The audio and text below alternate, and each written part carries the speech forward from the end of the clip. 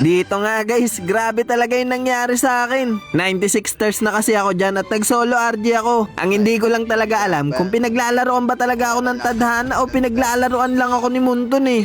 Ipapaliwanag ko sa inyo yung mga nangyari sa akin dito sa pinakamabilis na paraan. Naka-Cyclops kasi ako dyan. Tapos nakasabay ko tong magduo, yung Predrin tsaka yung Marksman. Early game pa lang kasi, tinutulungan ko na kagad tong Predrin namin mag-farm. Mapa-blue buff man o kaya mapa-red buff, nililish ko siya para mabilis siya makapag-rotate. At dahil nga dun sa mga ginagawa ko na yon, parang nagkakaroon na kami ng chemistry sa laro. Kaya pagdalaw nga namin dito sa bottom lane, napitas kagad namin yung jungler ng kalaban na Amon. Tapos naabutan nga rin namin dito yung Marksman ng kalaban na Ikshot, mapipitas din namin to. Kaya nakalamang talaga kami sa mga kalaban namin dito ng early game. At dahil nga dun, mabilis din kami nanalo sa game na to. Victory! So, naging 97 stars na nga pala ako dyan. Tapos nagulat ako, bigla akong in-invite ni Predrin. Maganda rin kasi talaga yung naging chemistry namin dito sa game eh. Kaya naging trio na nga kami dito. Tapos gano'n na naman nga uli yung ginawa namin. Tinutulungan ko uli siya mag-farm dito sa blue buff niya at saka sa red buff niya. Para mabilis nga siya makapag-rotate dito sa gold lane. Tapos pagdalaw nga niya, napitas na naman uli nila yung Marksman ng kalaban. Kaya nagtuloy-tuloy na naman uli yung paglamang namin dito sa mga kalaban. Kaya 11 minutes pa nga lang natapos na kagad namin dito yung game. Victory! Ay, 98 na tayo. Tapos next game nga, same rotation na naman uli kami. Nagkakapalagayan na nga kami ng loob dito. Nababakla na nga saan si Predrin.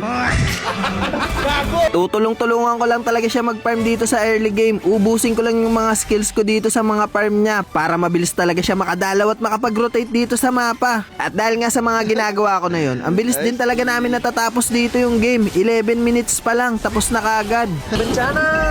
Victory! Kaya nagwawagi ako, guys.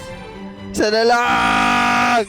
Ayun nga, isang panalo ko na lang dito, mythical immortal na ako. Kaso nga lang dito napapasok yung sinasabi ko sa inyo kanina na pinaglalaroan lang ba ako ng tadhana o pinaglalaroan ako ni Munton. Kasi nga isang game na lang talaga eh, isang panalo na lang talaga, mythical immortal na ako. Hindi ko kasi alam baka tinimbrehan talaga ni Munton tong mga kalaban eh. Ang ganda na nga ng chemistry namin dito ni Predrin eh, kaso nga lang bigla siyang binan ng mga kalaban.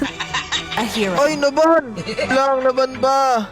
Kaya nag-Julia na nga lang dito si classmate. Ganun pa rin naman yung ginagawa ko sa kanya. Tinutulungan ko pa rin siya mag-farm dito para mabilis pa rin siya makadalaw at makapag-rotate. Lumamang naman kami sa game na to at makukuha pa nga namin dito yung Lord. Kaso nga lang itong tamos ng kalaban, kinakalkal na yung Tori namin dito sa top lane. At buti na nga lang kahit papano nakauwi pa ako dito. At dito ko talaga napatunayan na may chemistry talaga kami nitong core namin na Julian eh. Kasi tignan nyo naman, pipitasin na lang talaga namin tong tamos. Putik yan, arma pa kami.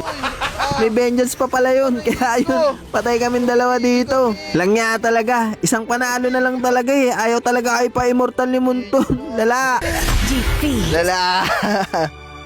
Natalo ba? Kaya bumalik na naman uli ako tuloy dito sa 98. Ba't kaya ganun no? Kadalasan pag isang game na lang, kinakarma pa. Lala.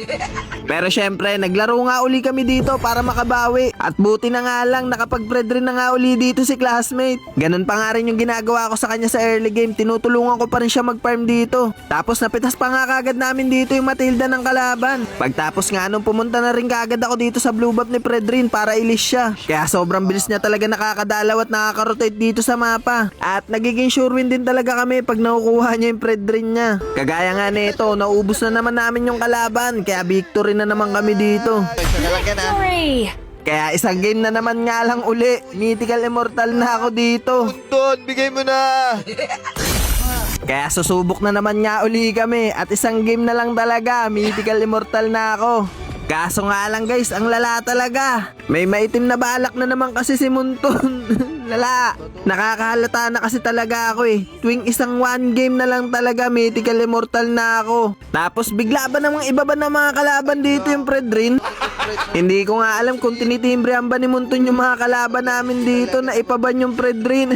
Lala. Kasi parang nananadya talaga eh. Kumbaga parang ayaw niya talaga ako ipamythical immortal dito. At napilitan na lang tuloy maghayabusa si classmate. Ganun pa nga rin yung ginagawa ko dito kahit nanlalata na talaga ako. Tinutulungan ko pa nga rin mag-farm dito yung core namin.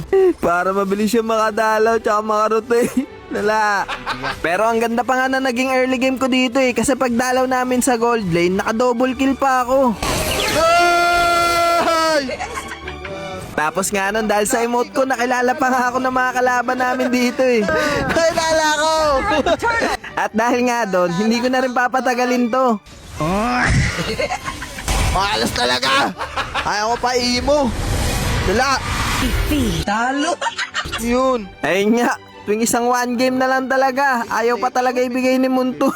Lala. Putik yan, di pa binigay. Kaya pagkatapos nga ng game namin na yun, hindi na ako naglaro. Baka abutin pa ako ng isang araw, kakapaulit-ulit ng ganun lang. Ang ina, nakakasama ng loob. Ayoko na nga.